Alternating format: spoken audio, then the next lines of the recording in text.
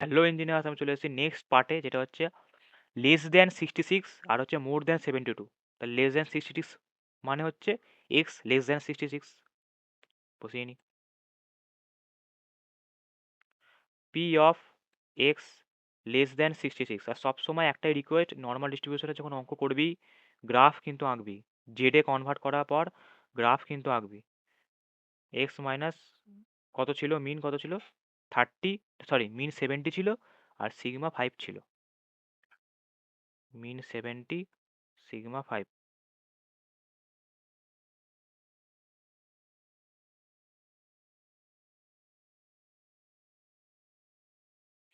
হলো। তারপর হচ্ছে জেড লেস দ্যান 66 মাইনাস 70 হচ্ছে -4, -4/5 হচ্ছে -0.8 হলো। এবার যেহেতু সিমেট্রিক, সেই কারণে -0.8 এর থেকে ছোট আর 0.8 এর থেকে বড় দুটো সেম।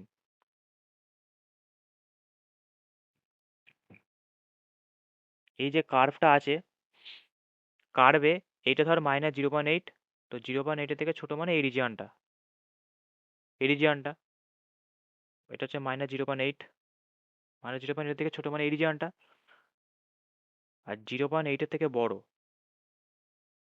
মানে এই রিজিয়নটা। মানে -0.8 এর থেকে ছোটও যা, 0.8 এর থেকে বড়ও তাই।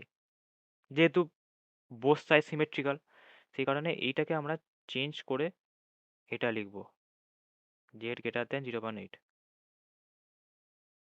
লিখতেই পারি।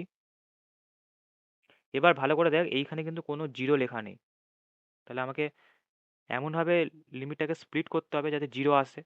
আমাকে জিরো আনতেই হবে এই ব্র্যাকেটের মধ্যে, আপার লিমিট বা লোয়ার লিমিটে জিরো আনতেই হবে। মানে জিরো অবধি পৌঁছতে হবে এবং জিরো থেকে যেতে হবে, জিরোতে আমাকে আসতেই হবে। আমি জিরো, আমাকে জিরোতে এসে তারপর যেখানে খুশি যেতে হবে, ডিরেক্ট যেতে পারবো না। তাহলে 0.8 এর থেকে বড়, আর 0.8 এর থেকে যদি বড় বোঝাই, তাহলে আমি কি লিখতে পারি? মানে আমাকে এই লিমিটটাকে এমনভাবে ব্রেক করতে হবে যাতে দুটো, এই রেঞ্জটাকে আমাকে এমনভাবে ব্রেক করতে হবে যাতে দুটো রেঞ্জেই আপার লিমিট বা লোয়ার লিমিটে জিরো আসে। তাহলে 0.8 এর থেকে যে বড় এই পার্টটা, মানে এই পার্টটা আমি এখন ফোকাস করবো না। ঠিক আছে, এই যে 0.8 এর থেকে বড় মানে আমি কি লিখতে পারি? জিরো থেকে ইনফিনিটি, এই লাস্ট পয়েন্টটা হচ্ছে ইনফিনিটি। জিরো থেকে ইনফিনিটি, আমি 0.8 থেকে বড় এই যে শেডের রিজিয়ন, এটা পেতে যদি আমি চাই, তাহলে আমি কিভাবে লিখতে পারি ঘুরিয়ে? জিরো থেকে ইনফিনিটি যে টোটাল এরিয়াটা, সেখান থেকে যদি আমি জিরো থেকে 0.8 বাদ দিয়ে দিই, তাহলেই পেয়ে যাব। জিরো থেকে ইনফিনিটি অবধি টোটাল যে এরিয়া, সেখান থেকে যদি আমি জিরো থেকে 0.8 বাদ দিয়ে দিই, তাহলেই আমি এই জায়গাটা পেয়ে যাব। সেটা সিমিলার টু 0.8 এর থেকে বড় জায়গাটা। জিরো থেকে ইনফিনিটি অবধি জায়গা হচ্ছে এটা। এখান থেকে যদি আমি জিরো থেকে 0.8 বাদ দিয়ে দিই, তাহলেই আমি এই জায়গাটা পেয়ে যাব। সেটাই হচ্ছে, সেটাই করব। তাহলে ফার্স্টে জিরো থেকে ইনফিনিটিতে যাব, ওখান থেকে জিরো থেকে 0.8 বাদ দেবো।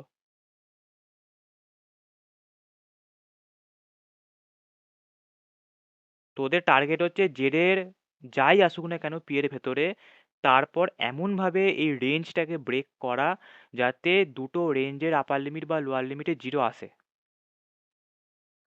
এবার সেটা তোরা মাথা খাটাবি যে কিভাবে আমি দুটো, মানে এই রেঞ্জটাকে আমি এমনভাবে ব্রেক করলাম দুটো রেঞ্জে, এই রেঞ্জ আর এই রেঞ্জে, যাতে দুটো রেঞ্জেরই আপার লিমিট বা লোয়ার লিমিটে জিরো আসে। মানে আমার ফাইনাল যে প্রবাবিলিটির মধ্যে যা থাকবে, আমার ফাইনাল প্রবাবিলিটির মধ্যে যেটা থাকবে, সেটা যেন এরকম একটা জিনিস দেখতে হয়, জিরো থেকে জেড ওয়াই। মানে প্রবাবিলিটির ভেতর, ফাইনাল প্রবাবিলিটির ব্র্যাকেটের ভেতর যা লেখা থাকবে, সেটা যেন অবশ্যই এরকম টাইপের কিছু একটা দেখতে হয়। সেটা হচ্ছে তোদের টার্গেট, যেন এরকম টাইপের কিছু একটা দেখতে হয়। যাই যত মানে ৩টে ৪টে যাই প্রবাবিলিটি এক্সপ্রেশন লিখি না কেন, যেন সেটা এরকম দেখতে হয়। সেটা হচ্ছে তোদের দায়িত্ব। তাহলে বোঝা গেল? তার মানে এই রেঞ্জটাকে আমাকে এমনভাবে স্প্লিট করতে হবে যাতে এরকম আসে। সে একটাও আসতে পারে, দুটোও আসতে পারে, তিনটেও আসতে পারে। তিনটে আসবে না, দুটো। তাহলে এবার 0 থেকে ইনফিনিটি অথবা মাইনাস ইনফিনিটি থেকে 0। আমি প্রিভিয়াস ভিডিওতে বলেইছি যে অলওয়েজ ভ্যালু 0.5 হয়। মাইনাস 0 থেকে 0.8। কি বললাম?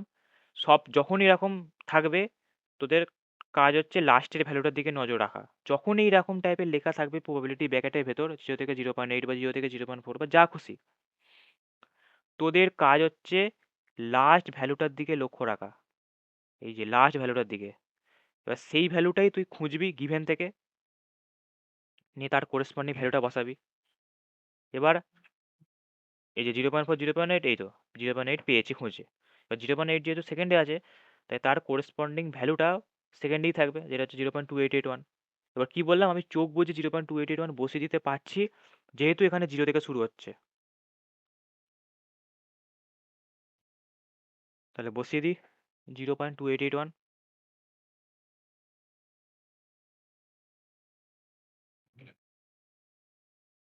হলো? কত আসবে? 0.2119। 0.2119 এটা আসবে।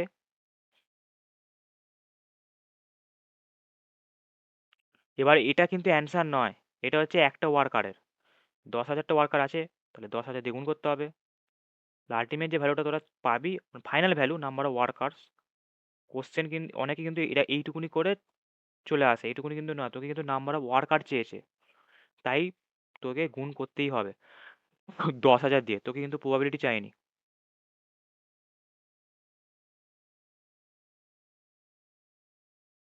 তাহলে কত ভ্যালু পাবো? 2119।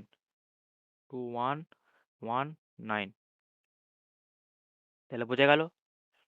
এবার এর পরে আরেকটা যে পার্ট আছে, যেটা হচ্ছে এক্স, এটা কোনটা করলাম, এটা আমরা করলাম এক্স লেস দ্যান 66, মানে বিলো 66। এবার সেকেন্ড থার্ড পার্ট হচ্ছে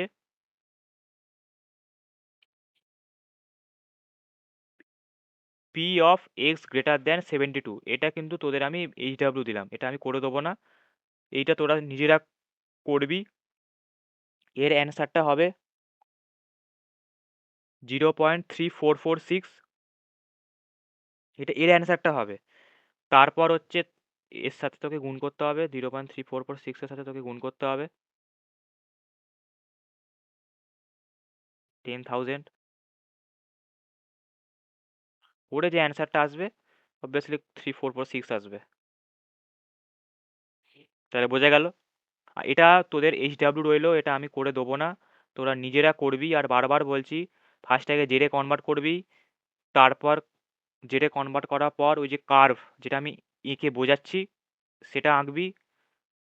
জেড জেরে কনভার্ট করার পর কার্ভটা আঁকতে পারলেই তোরা নিজেরাই বুঝতে পারবি যে রেঞ্জটাকে কিভাবে স্প্লিট করতে হবে, যাতে 0 আপার লিমিট বা লোয়ার লিমিটে থাকে।